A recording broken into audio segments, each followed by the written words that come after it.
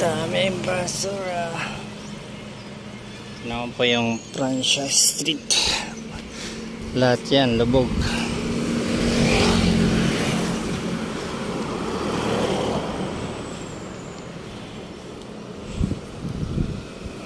Grabe.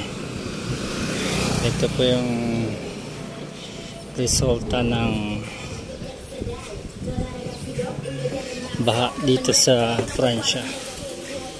Ito yung bagyong Christine. Ayan.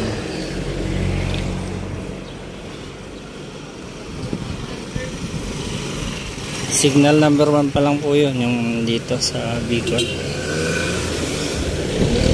Ulan lang pero matinding baha yung dinulot.